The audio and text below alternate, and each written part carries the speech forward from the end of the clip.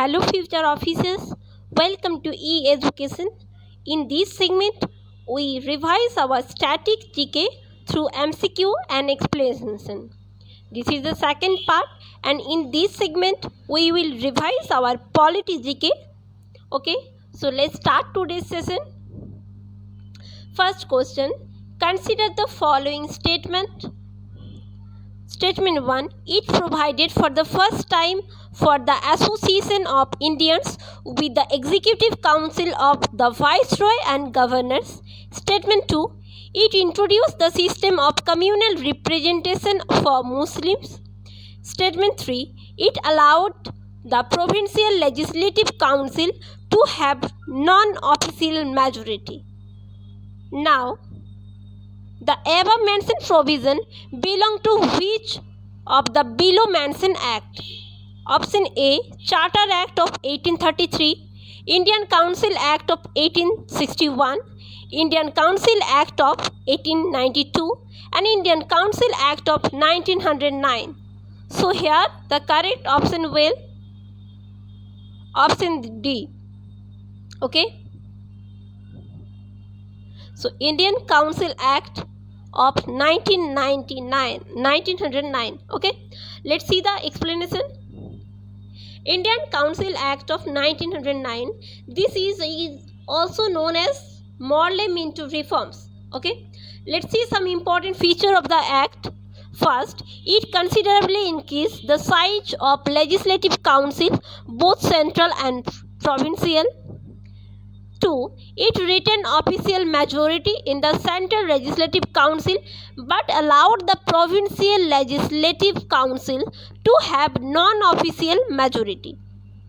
Third, it provided for the first time the Association of Indian with the Executive Council of the Viceroy and Governors. Satyendra Prasad Sinha became the first Indian to join the Viceroy Executive Council. He was appointed as the law member. So this is a very important point. Satyendra Prasad Sinha became the first Indian to join the Viceroy's Executive Council, and he was joined as a law member. Okay. Next, it introduced a system of communal representation for Muslim by accepting the concept of separate electorate. This point is very important. In maximum competitive exam this question came. Okay, and there you have to answer about that which act first introduced the provision of separate electorate for Muslim. Okay, so that's why here all the statements are correct and it was related to Indian Council Act of 1909. Okay, clear? Move on to the next question. Consider the following statements regarding Constituent Assembly. Okay, so statement 1. The Constituent Assembly is directly elected by the people of India through adult franchise. Statement 2. The representatives of princely states never joined the Constituent Assembly. Statement 3. The Constituent Assembly is a fully sovereign body from November 1946. Okay. So here, Constituent Assembly is directly elected by the people of India through adult franchise is absolutely correct. The representative of princely state never joined the Constituent Assembly. This is incorrect. Is directly elected by the people of India through adult franchise. This is incorrect. And the Constituent Assembly is a fully sovereign body from November 1946. So this is also incorrect. Let's see. We have to find out which of the statements is or are not correct. So we have to find out the incorrect statement. We already got that all the statements are correct. So that is in option D. So option D will be the correct option. Move on to the explanation. The representative to Constituent Assembly are not directly elected by the people of India. The representative to the Constituent Assembly of each community were to be elected by members of the community in the Provincial Legislative Assembly, and voting was to by the method of proportional representation, not direct representation, okay, by means of single transferable vote, okay. The representative of princely states were to be nominated by the heads of princely states. So that's why statement 2 was also incorrect. The Constitution Assembly was made a fully sovereign body by Indian Independence Act of 1947. It's not 1946. So that's why third statement is also incorrect. Next question. Consider the following statement. Consider Bharat. Statement 1. Bharat is not mentioned in the Constitution of India. Statement 2. The term Federation of States is not mentioned in the Constitution. And statement 3. According to the Constitution, the term Territory of India is equivalent to the term Union of India. Okay. Let's see the options. Now, which of the statements given above is or are correct? Okay. Option A, 1 and 3 only. Option B, 2 only. Option C, both 2 and 3 only. And option D, all are correct. So here, the term Federation of State is not mentioned in the Constitution. This is absolutely correct. But statement 2 is incorrect and statement 3 is also incorrect. So we got option 2 is only correct. That is in option B. So B will the correct answer. Move on to the explanation.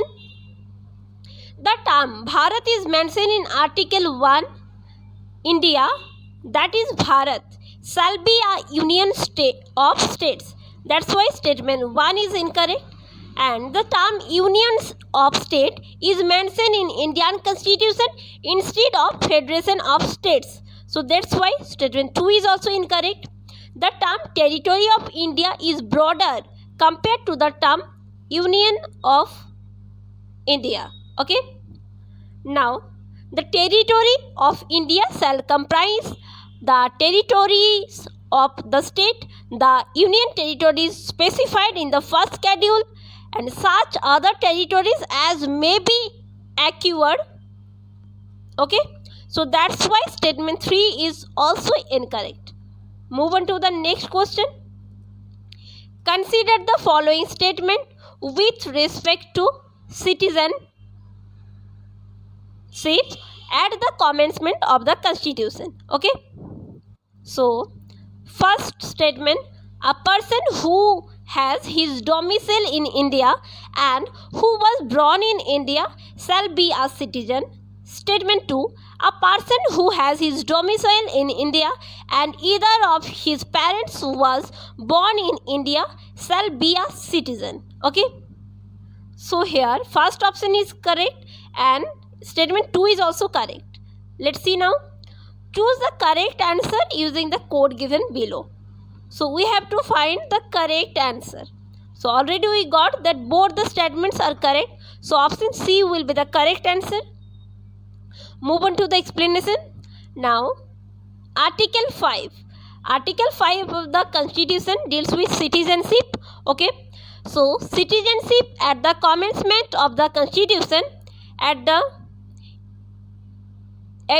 state that every person who has his domicile in the territory of India and who was born in the territory of India or either of whose parents was born in the territory of India or who has been ordinary resident in the territory of India for not less than 5 years immediately preceding such commencement shall be a citizen of India. So that was all about statement 1 and 2. So that's why they both are correct. Okay.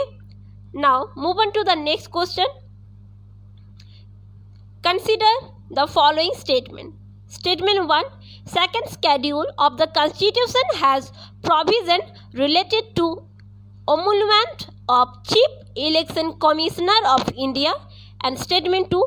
Third schedule of Constitution of India has provision related to oath of Controller and Auditor General of India, that is CAG. Okay, now choose the correct answer. Option A 1 only, option B 2 only, and option C both, option D none.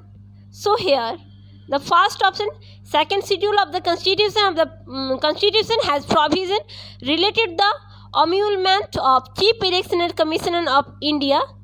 This is incorrect.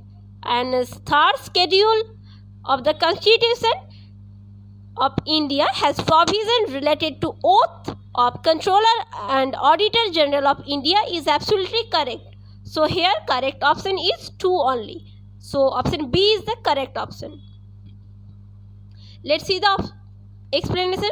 Second schedule of the constitution contains provision related to emolument, allowances of the presidents of India, the governors of state, speaker and deputy speaker of the Lok Sabha, the chairman and deputy chairman of Rajya Sabha, the speaker and deputy speaker of legislative assembly in the states, and the chairman and deputy chairman of the legislative council in the state. 7th, the judges of the Supreme Court, the judges of High Court, and Controller and Auditor General of India. Okay, and it does not contain anything regarding Chief Election Commission. Okay, so that's why statement 1 is incorrect. Now, third schedule of the constitution contains forms of oath and affirmation. For whom? For union ministers, for the candidates for election to the parliament, for the member of the parliament, for the judges of Supreme Court, and the Controller and Auditor General of India. So that was in statement 2. So that's why statement 2 is correct. And the state minister, the candidates for election to the state and the legislature, and the judges of the high courts. Okay, so this all included the third schedule. So this is all for this segment. We will come back with a new series. Until then, stay well, keep study. You can join us our Facebook page, Telegram group, and Instagram. If you have any query or any suggestion regarding upcoming session, you can give there, you can post there. And it's my request to like, share and subscribe our channel. And thanks for watching the video.